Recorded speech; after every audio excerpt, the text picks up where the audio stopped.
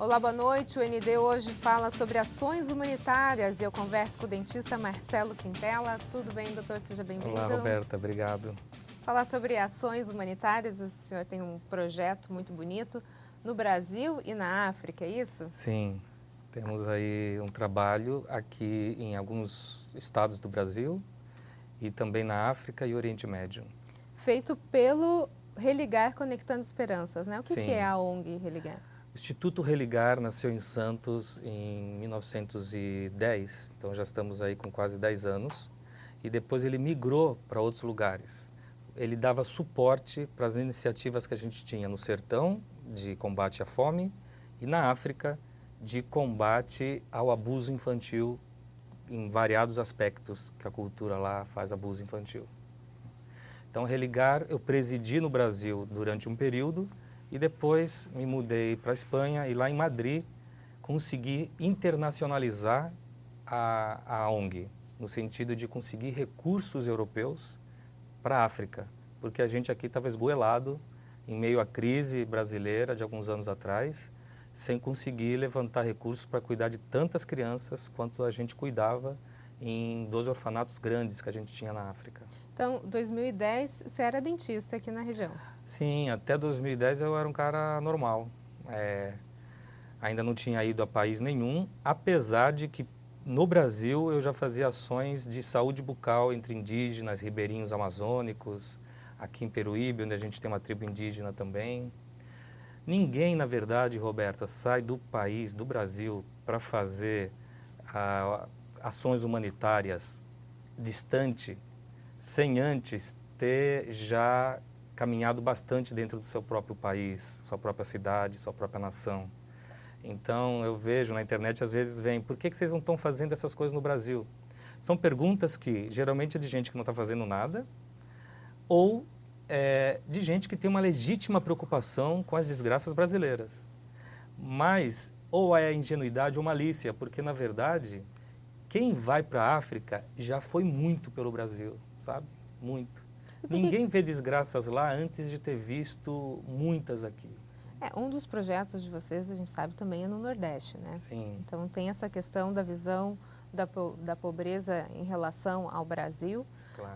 Mas o foco principal hoje ainda está na África, é isso? Sim, a gente tem aqui um projeto chamado Religou, que é em Uberlândia, em Minas Gerais. A Religou é uma escola metida no maior assentamento de famílias em Uberlândia, é o maior do Brasil, aliás, Santa Maria.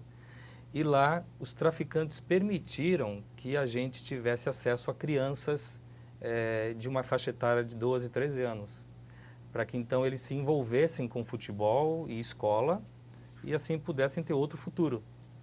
Então esse projeto está rolando em Uberlândia, temos projetos em Goiânia, Parada Geral, Parada de Luca e Vigário Geral, no Rio de Janeiro. Então, estamos assim dentro de comunidades de alta vulnerabilidade infantil, aqui no Brasil. No Oriente Médio, nós já estivemos na Nigéria e no Senegal. Agora, países europeus cuidam desses orfanatos, desses lugares. E estamos no campo de refugiados de guerra em Uganda, além da Jordânia, fronteira com a Síria, para receber refugiados sírios e ajudá-los a continuar o caminho, né? E o foco principal sempre crianças e pré-adolescentes, ou não? Sim, este é um foco da Religar. Estatutariamente, a gente decidiu que ia resgatar crianças, que ia salvar crianças, que ia tirá-las de um destino pronto e fatal para devolver vida para elas e alguma possibilidade de futuro. Agora tem uma história, né, Marcelo, de crianças bruxas, na Nigéria, se eu não me engano? Sim, na Nigéria, A gente tem publicamos um até livro um a vídeo respeito. aqui que mostra essa criança, é isso? Sim, essa é a Emília. Aí nós estamos em 2014 e a Emília não andava. Ela tinha uma corcunda nas costas quando a visitamos em 2013 e vivia no colo dos pré-adolescentes do vilarejo na Nigéria, isso aí no sul da Nigéria. E aí sacerdotes locais diziam que ela não andava, tinha as pernas atrofiadas e eu chequei, mexia nela, doía tudo.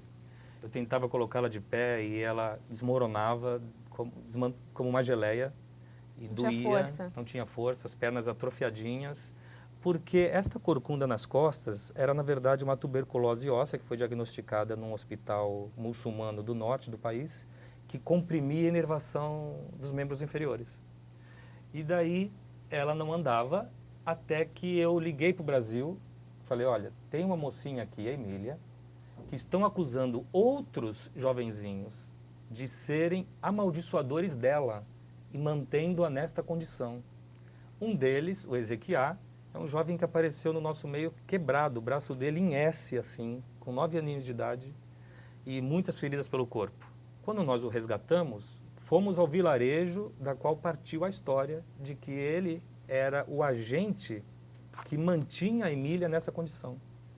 Então, isso apesar de ser absurdo e não fazer sentido, provocou em nós aquela coisa, vamos curar a Emília de alguma maneira e ensinar a comunidade que as coisas podem melhorar. Então, só para a gente entender, a tribo, se é que é assim que a gente fala, a comunidade Sim. deles, acredita que algumas crianças detêm espíritos malignos e que, de repente, ocasionam doenças em outras pessoas, é isso? É isso aí. Como não há uma explicação científica ou lógica no meio desses vilarejos para as enfermidades, e elas também há dificuldade de apoio médico. Então, quando aparece um câncer em alguém, pode ter sido uma bruxaria que um outro impôs a esta pessoa. Isso sempre existiu na África. A bruxaria é um ato psíquico de má sorte. Eu te invejo, então você começa a se dar mal na vida de alguma maneira. Os antropólogos, o que eu li, todos diziam que isso existia no passado, justamente para impedir a inveja, para que o pessoal começasse a viver melhor entre eles. Agora, só recentemente, por conta de sacerdotes que são de outros países que foram para lá, que se inventou, a Unicef publicou um artigo científico em 2010, dizendo que bruxificação infantil é um tema recente, moderno, não tem a ver com a cultura de antes, é gente que abusa do desespero dos pais. Então, como assim? Esses sacerdotes falsamente cristãos dizem para você, seu filhote... A origem cristã. Claro, porque eles falam que isso Deus revelou para eles, que esta criança está possuída de um espírito maligno e que ele, como autoridade espiritual, vai exorcizá-la a preço de 3 ou 4 salários mínimos lá. Então, a família não tem dinheiro, mas ela vai buscar, por desespero de ver o filhotinho livre, vai buscar dinheiro com a agiota, vai buscar com familiares distantes. E esta criança, então, fica sob os cuidados desse sacerdote, sendo Separada da família. Separada da família, com rituais de exorcismos que justifiquem o investimento financeiro que a criança está fazendo. Então, tem estruturas religiosas lá ricas e grandes que sustentam a bruxificação infantil, o estigma desse bullying absurdo, porque as crianças morrem em função disso. Uma criança é expulsa a pedradas do vilarejo se uma autoridade fala, ela é bruxa. No próximo bloco, a gente continua a falar sobre as ações humanitárias e sobre as crianças bruxas na África. Nós voltamos já já. O ND está de volta e o nosso assunto de hoje são as ações humanitárias que acontecem de Santos para a África e eu converso com o dentista Marcelo Quintela. Doutor, a gente está falando sobre as crianças bruxas da África e no bloco anterior a gente falou que os líderes espirituais, né, que se dizem cristãos, sim, identificam uma criança como portadora de espíritos malignos, retiram ela da comunidade que ela, sim, vive e aí vão exorcizar a troco de um dinheiro que a família precisa manter mensalmente para que essa criança seja livre. Isso. Agora, esse processo todo de exorcismo, como é que acontece? Bom, aqueles que a gente visitou e conheceu, além do que a gente leu, a criança ela é retirada do vilarejo, da família e é internada em algum lugar, pode ser até a casa, mas geralmente um templo ou algum lugar onde a criança fique, viva lá. Então ali é feito um processo, eu já vi de tudo, vela quente pingada na barriga,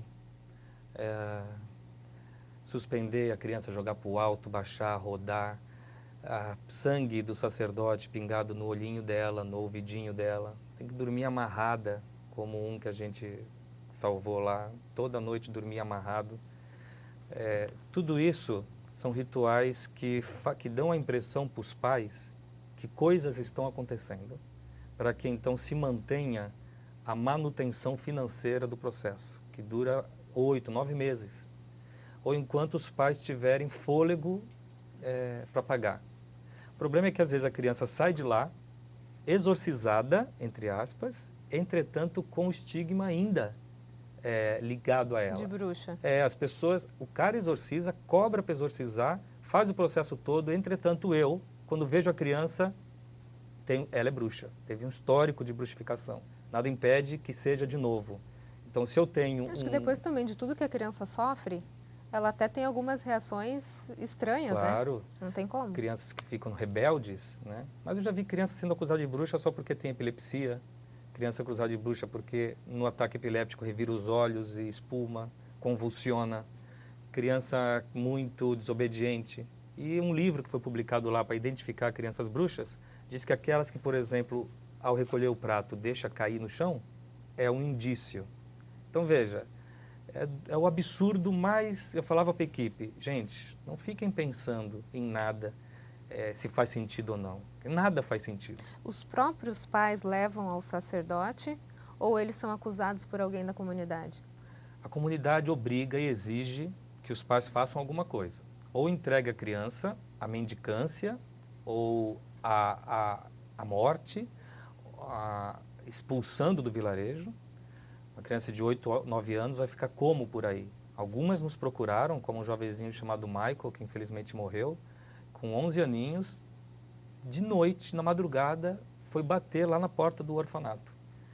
Porque já tinha um machado aqui, um tio tentou matá-lo com um machado aqui, ele estava com um corte, sangrando, e pediu, pelo amor de Deus, para ajudá-lo. Nós o recebemos. Como já virou crime chamar uma criança de bruxa, uma conquista dos ingleses na Nigéria, crime crime estadual, onde a gente estava, então nós somos obrigados a devolver esta criança para o pai dela. Só que este pai mantinha a consciência presa ao fato de que o filho era sim um bruxo. Então nós o perdemos assim, porque não pudemos manter a criança, do contrário seria sequestro. Devolvemos para o pai, que foi obrigado pela polícia a receber, ele não queria a criança de volta. E esse pai era ele mesmo um sacerdote cristão. E dentro do ambiente religioso dele, foi que se disse que o filhote dele era bruxo. Agora, nós o devolvemos, um ano depois fomos procurar a criança e... Morta. A primeira vez que você teve contato com algum tipo de história, com alguma história desse tipo, de bruxaria infantil, Sim. De crianças sendo acusadas, né, de bruxas, como é que foi? Como é que chegou até vocês esses episódios? E aí, sim, aonde que a Religar entra? Qual é o trabalho? Na verdade, eu pertencia a uma ONG chamada Caminho às Nações, que hoje encerrou as atividades no Brasil, mas o responsável pela ONG me mandou os vídeos. Marcelo, investiga isso melhor, porque isso é verdade, vamos montar uma equipe para ajudar, uma equipe internacional. Então eu recebi vídeos da CNN, da CBS, de TVs inglesas, de TVs americanas, e passei no consultório, encerrei o expediente e fiquei assistindo os vídeos.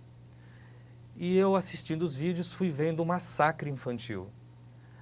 Um deles, em especial, que não era nem na Nigéria, era no Congo, me tocou demais, eu não consegui ir embora, eu não sei o que aconteceu, Roberto, eu fiquei chorando, alguma espécie de transferência, uma empatia absurda, uma solidariedade num nível que eu nunca tinha sentido, uma vontade de me teletransportar para lá imediatamente, uma indignação, uma revolta, uma vontade de montar um exército solidário que fosse para lá não para fazer solidariedades de um dia, mas para mudar, transformar a mente, daquela ensinar. tribo. Levei meus amigos mais especializados porque os brasileiros, nós fomos lá a convite dos ingleses que já estavam. E os ingleses viram que a gente tem maior penetração na comunidade por ser brasileiro. Nós vestíamos a camisa da seleção brasileira e todo mundo, Brasil, Brasil, Pelé Romário, ajudou Ronaldo, nisso? Pelé. Ajudou? Todo lugar que eu ia, Pelé, a gente, Pelé. E aí com isso você tinha acesso. Nós somos mais simpáticos, e eles com a gente, a coisa é mais quente com o brasileiro do que com ingleses, que inclusive foram os colonizadores. Ainda bem que foi dessa forma que eles nos identificaram, né? Não foi Sim. como ladrão, pega ladrão, Não, corrupto, foi nada disso. tudo do bem, né? Eu vi o vídeo que me tocou muito, eu chorei demais, foi no Congo, porque vi crianças mortas. Mas a gente foi à Nigéria porque a ONU tinha dito que o mesmo processo estava acontecendo nos dois países, em outros tantos. E a Nigéria a gente tinha facilidade da língua, pelo idioma que fala inglês, e o Congo francês. Então elegemos a Nigéria em função disso. Montamos a equipe principal que embarcou 1º de janeiro de 2010 e depois de lá não saímos mais. Até construir o orfanato, receber muitas dezenas de crianças. O nosso telefone se transformou no disque denúncia da região. Então as pessoas ligavam para a gente e nossos monitores, motoristas iam e buscavam as crianças.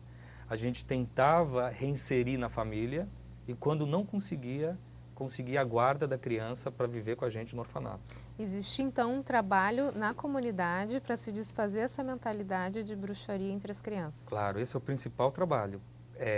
Publicamos livros, escrevi um livro lá que foi considerado um livro importante para meios acadêmicos. Os pais não tinham muito acesso cultural ao livro, então a gente fez um outro, bem infantil, que chegava com quadrinhos que nós desenhamos, e a gente com isso foi a casas inúmeras, centenas e centenas e centenas de casas, por todo o sul da Nigéria, tentando prevenir, né? E conseguimos coibir aqui e ali uma série de situações dessa. Com a lei, a gente parou de ver crianças sendo bruxificadas assim a céu aberto. O processo ainda acontece, só que obviamente as ocultas. Mas você acha que diminuiu? Sim, diminuiu muito. Se complica a questão econômica, aí piora, agrava, que é como esses sacerdotes veem a sua forma de viver, aonde todo mundo está procurando uma forma de viver. E aí eles fazem esse tipo de desgraça. Se ele bruxifica um adulto, não vai dar o mesmo resultado. Né? Ser humano explora ser humano em nome de Deus. Infelizmente, isso acontece há séculos. Né? Como sempre. Ok, no próximo bloco a gente fala sobre Uganda. Nós voltamos já já. O Unida está de volta e o nosso assunto de hoje são as ações humanitárias de Santos para o mundo. E eu converso com Marcelo Quintela, que é dentista. Doutora, a gente está falando sobre as crianças que foram consideradas bruxas, né, na Nigéria. E agora eu gostaria de falar sobre o trabalho na Uganda. Sim. Vocês têm um trabalho lá também, a gente tem alguns vídeos aqui explicando. Sim, em Uganda, aí eu estou fazendo o lançamento da pedra inaugural do orfanato. Esse é um território que a ONU nos cedeu dentro do campo de refugiados de guerra. E nós estamos aí construindo com dinheiro que foi levantado entre europeus, principalmente, agora que existe a Religar na Espanha. Então, corremos a Europa dizendo que existiam estas crianças. Essas são exatamente elas. Elas perderam-se dos pais na fuga da guerra dos países vizinhos à Uganda, ou elas perderam os pais nessas guerras. Então, ou elas estão sozinhas dentro do campo de refugiados, tem 70 mil pessoas lá, milhares de crianças, mas essas crianças têm pai ou mãe. Já as nossas são aquelas que não têm ou se perderam ou os pais morreram. Ou se perderam no processo de fuga ou os pais que morreram e elas chegaram sozinhas. E aí como é que é o trabalho? Nós então as recolhemos, tem crianças desde tenra idade até crianças já adolescentes. A ONU selecionou, com medo que a gente selecionasse de modo equivocado, a ONU selecionou algumas dezenas. Nós selecionamos outras e assim se construiu chama Hogar Religar para Niños Refugiados, que é casa-lar para crianças refugiadas. E agora, 3 meses depois que eu levei o dinheiro, os africanos construíram um orfanato, depois que a gente pôs a pedra. Em 3 meses levantaram. Em 3 meses. Eles sabem se organizar, desde que eles tenham os recursos. Sim. Né? Então aqui nós estamos avisando a comunidade que a casa de recolhimento de refugiados vai ser levantada. Passamos lá um bom período com eles, reconhecendo o terreno, conhecendo o campo de refugiados. Quantas crianças hoje tem no orfanato? Na verdade, são 25 crianças. E são cuidadas pela ONG? Integralmente pela pelo ONG. pessoal da Sim, Religar. pelo pessoal da Religar. Essas Essa crianças foto, não... tudo isso é por causa de um iPhone. Elas gostam de se ver. Então eu faço fotos deles e depois mostro para eles e eles ficam rindo uns dos outros. Né? Então tem um iPhone ali no meio, por isso essas cabecinhas curiosas. Essa comunidade não tem nada a ver com as crianças bruxas da Nigéria, é outra realidade. É outra realidade. Na verdade, nós só tivemos a oportunidade de ir para essa comunidade na África Oriental porque dinamarqueses assumiram o que a gente fazia na Nigéria, na África Ocidental. Então nós já estávamos sem nenhum fôlego no Brasil para mandar recursos, estávamos perdendo crianças, perdemos, Roberta, 7 crianças que nós tivemos que não receber, estavam assim a ponto de morrer. E eu não deixei, eu estava no Brasil, falei, não pode botá-las para dentro, que não tem dinheiro. Então isso nos afetou demais, de expulsá-las de lá. E aí criamos a Religar Espanha, para que países da Europa, que estão acostumados à filantropia africana, pudessem nos ajudar. Porque foi traumático botar a criança para fora. Como é que é uma decisão dessa? A pessoa, o Gito que estava lá, falou, Marcelo, vou botar para dentro, que estão queimados, estão machucados, estão feridos, vão morrer perseguidos lá fora. E eu falei, você não vai botar para dentro. Mas é porque eu estava no Brasil, dando aula na clínica da universidade. Então ele falou, bravo comigo, você está fazendo isso porque você não está aqui. Se você estivesse aqui, você ia colocá-las para dentro de qualquer jeito, nem que todas passassem fome aqui dentro. Aí eu falei, Gito, então alguém precisa não estar aí, para poder tomar uma decisão sem afetação. É o raciocínio e a emoção, né? Isso. Tem horas que a emoção tem que... Ele falou, você do nunca lado. mais mande para cá um soldado sem munição, que foi o que ele estava se sentindo. E daí, quando os dinamarqueses assumiram, e a gente se rendeu, que eles de fato têm mais recursos, eles saíram primeiramente atrás dessas 7 crianças que nós tínhamos não recebido. E as resgataram. Conseguiram recuperar. E conseguiram recuperá-las. Então isso foi um alívio. Né? Marcelo, a gente está no finalzinho do nosso programa, mas eu gostaria de deixar a oportunidade, quem quiser participar de alguma forma do projeto da ONG, ajudar essas crianças da África, tem algum procedimento? Sim, Como é que nós funciona? temos o site brasileiro internacional, aqui chama religarbrasil.org, tem o site espanhol, associacionoreligar.org, e tem meus próprios contatos, no Instagram Marcelo M. Quintela e no Facebook Marcelo Quintela, onde as pessoas podem me encontrar e a gente trocar ideia, porque todo voluntariado é muito bem-vindo. Quer dizer, de Santos para o mundo, De né? Santos para o mundo. Roberta, ainda existe, mesmo com as desgraças que a gente vê na TV, muita solidariedade acontecendo. De verdade, sem motivação econômica. Sempre fui um voluntário, nunca ganhei nada com isso, a não ser essa satisfação de vida.